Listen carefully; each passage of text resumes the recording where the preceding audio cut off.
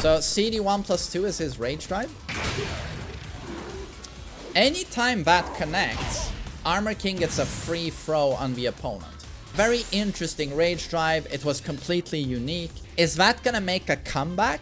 I suspect he will have something similar, where he pukes on them and he can set up a throw.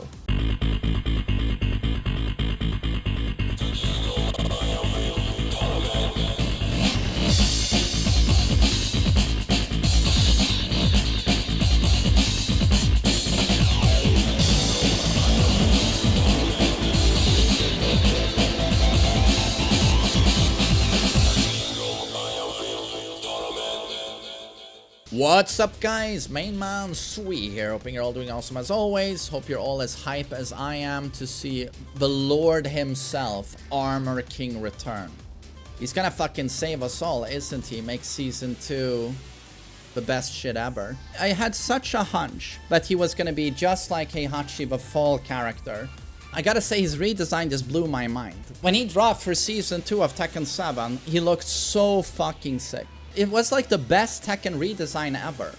Talk about a glow up. But then I'm like, I see what he looks like now in his teaser in the fucking RAM trailer for Tekken 8.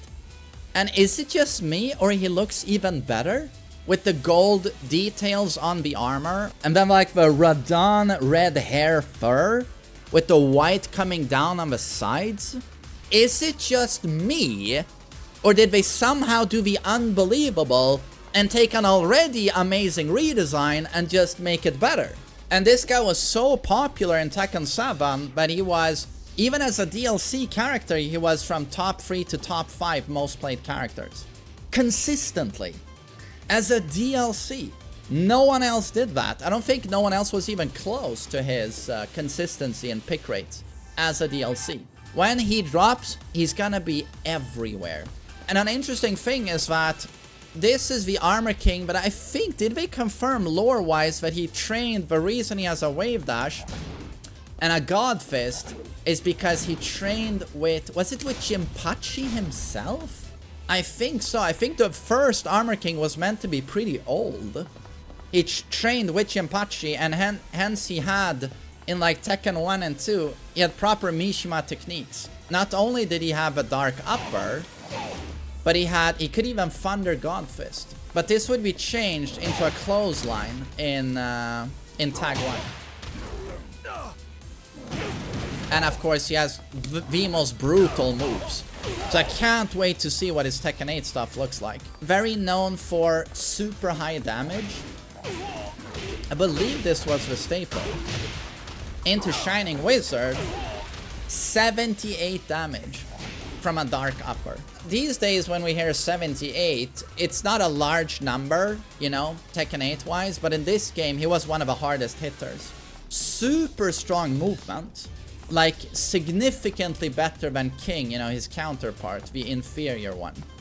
Known for very high damage, combines that with Giga tier movement, where he can whiff punish so well with the dark upper into that damage. And he also had, as a big guy, he has long limbs, so he would hit you from super far away with like very basic pokes. His down forward 1, notoriously strong, -1 on block, 13 frames, very generous reach. He's got a long arm there, +7 on hit, has no extensions, but also tracked reasonably well to both sides. So he could mid-check with down forward 1, could mid-check with down back 2, and then for a long reach in low, down 4, would hit very far away and be quite evasive.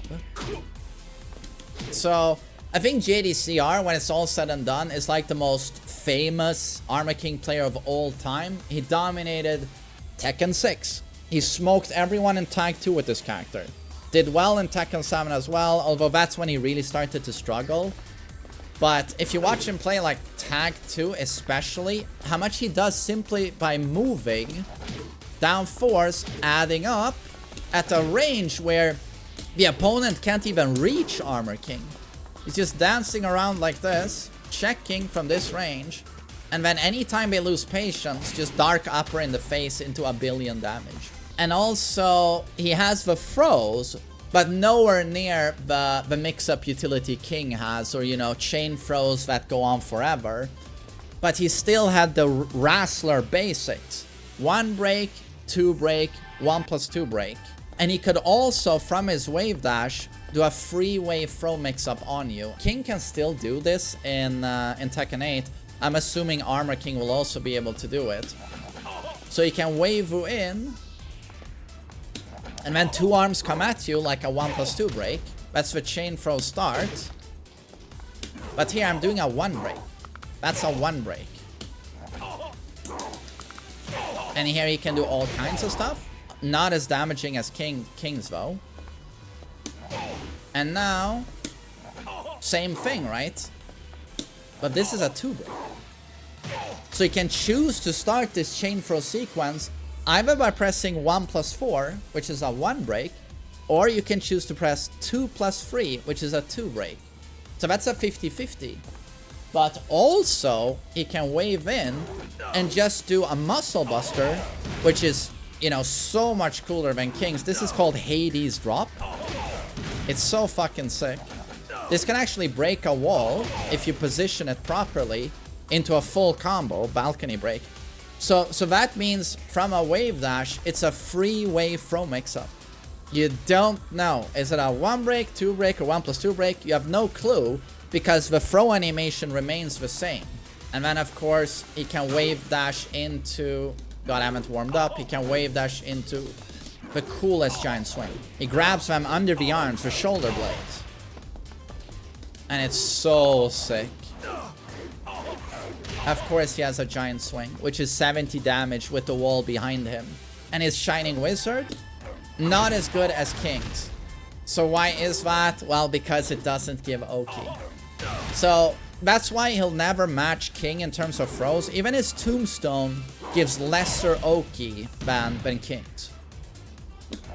You see, Shining Wizard, he kicks the opponent away from him. But King stays very close to them. This also goes for mid-air Shining Wizard. He throws them quite a bit away from him, but King's always keeps them real close. The question is, what is he going to do in heat? They actually dared in this game to give him an unbreakable throw. Actually, unbreakable throw setup.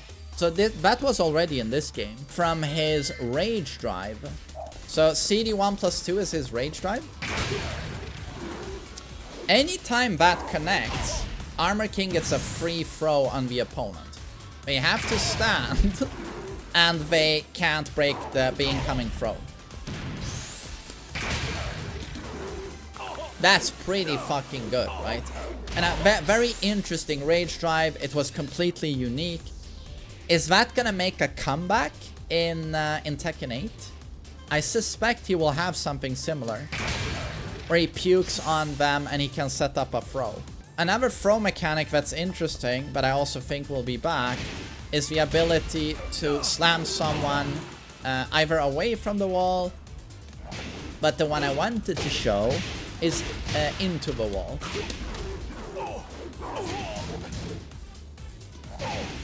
This doesn't work on fucking long. No, it does.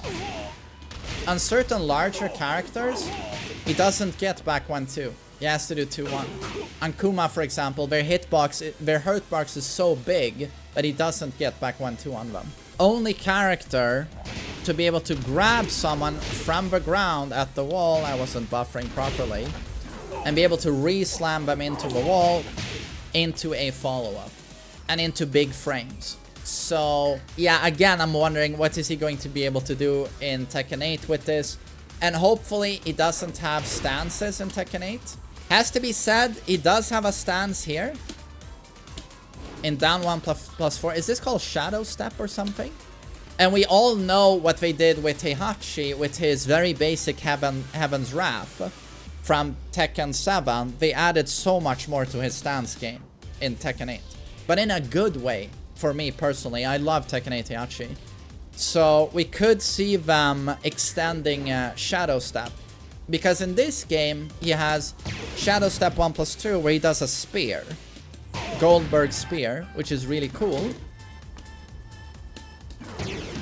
Very nice. Into Oki, he gets +6 here. So he gets very good Oki after that. It's also very evasive. And I think on block, this actually was not that bad for him. I think he just drops to the ground. Oh, sorry.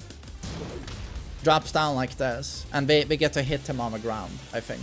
And then he has... Oh, God. A low, which is really cool, and +5. I think it's only -13 on block. Yeah, -13. I think this also knocked down on counter hit. You see? I can take a ground throw attempt. Or I can probably go people's elbow here. Yeah, I can. You get a guaranteed people's elbow. But you're probably gonna take the ground throw attempt. And another very cool move he had from here was Shadow Needle, where he does like a fucking eye rake or something. That's a counter. I think this is a counter at launcher. Or isn't it? No, it's a Shadow Needle. Is an 11 frame move. Pretty long range. Counter at launcher. Akin to a jab. And just like a jab, I remember this being +1 on block. So that's pretty cool. So if that's blocked, just like a jab, Giant Swing is uninterruptible. As Giant Swing is 10 frame startup. His Giant Swing is also 10 frame startup, just like King's. And this is Poison Breath. Can also be done from Wave Dash.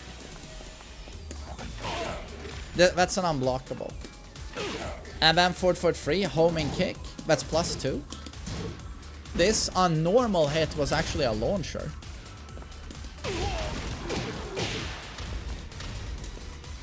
The combo here is pretty tricky. You can do just something like this. But max damage is a Shining Wizard conversion on that one. This also worked from his down 2 counter it. So -12. Mid counter it launcher, that's homing. It's a bit like Kazuya's down for 2, except he has an extension. He has like a high extension from it. Which is pretty cool. There, I got it. 65. And then the Stone Cold Stunner. So again, we talked about range. A lot of range with this front thrust kick. Lot of range. Safe on block at -9. And if you time properly, a 1+1 hit, Stone Cold Stunner.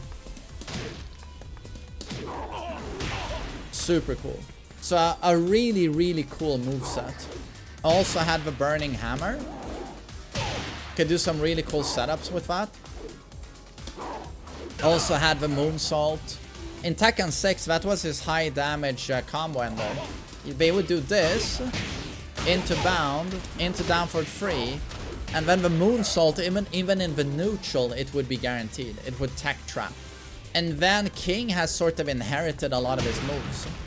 In forward neutral 2, in down 3, in 4-2-1. These started out as Armor King attacks. So the question is if we're gonna change those in Tekken 8. What I wonder the most, and I expect, is that Shadow Step is gonna be very much like expanded upon is what I'm looking for. He's gonna have more options from Shadow Step. And are they gonna give him, just like Heihachi, a secondary stance to that? Are they gonna give him guard breaks? What are they going to do with his throws? And is he gonna keep his amazing movement from Tekken 7 to Tekken 8? Because the movement is a large reason this character works so well. He just moves around very quickly, whiff punishes, and spaces his pokes, right? Spacing everything properly. It's gonna be very interesting to see what they do with the character. That's just a little bit of a recap on who Armor King is, how he plays, how fucking cool he is. And I'm just so insanely hyped to see him return. I honestly can't believe that they did such a good job on the redesign. To be honest, if I was them, I might have played it safe. Like, he already was 10 out of 10. So, you know, if it ain't broken, don't fix it. But they still gambled a bit and were like, nah, let's change his look. And then it's even better now, so I'm happy they did. Yeah, history, you nailed it. Armor King goes from 10 out of 10 to 11 out of 10 in Tekken 8, so let's hope gameplay matches how fucking awesome he looks. But yeah, thanks for watching, everyone. I appreciate it. Have a great day.